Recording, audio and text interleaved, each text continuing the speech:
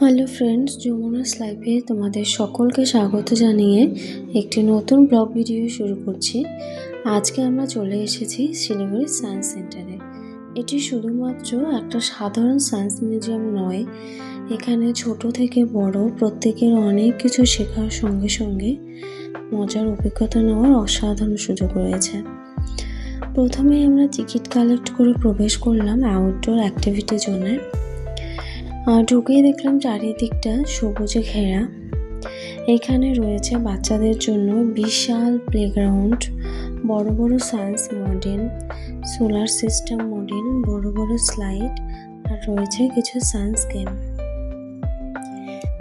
এছাড়াও রয়েছে sound transmission, যেখানে দূরে দাঁড়িয়ে একে অপরের সঙ্গে কথা শোনা যায়। আর রয়েছে সাইক্লিং এক্সপেরিমেন্ট। তারপর আমরা ঢুকে গেলাম ইনডোর গ্যালারিতে। এখানে রয়েছে নানা ধরনের বৈজ্ঞানিক প্রদর্শনী, রয়েছে মানবদেহের বিভিন্ন অঙ্গ প্রত্যঙ্গের মডেল, ডিএনএ স্ট্রাকচার, আর এই অ্যাকোয়ারিয়ামে রয়েছে গোল্ড ফিশ। এছাড়াও এখানে উত্তরবঙ্গের নদ নদী এবং মানব সম্প্রদায়ের বিভিন্ন বিভাগ তুলে ধরা হয়েছে, যেমন নদ নদীর মধ্যে তিস্তা, মহানন্দা ইত্যাদি ছিল, আর অনেক কিছু ছিল।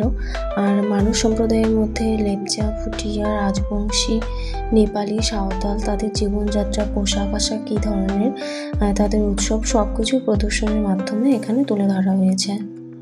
আর এখানকার সবচেয়ে স্পেশাল আকর্ষণ যেটা রয়েছে সেটা হচ্ছে 3D শো।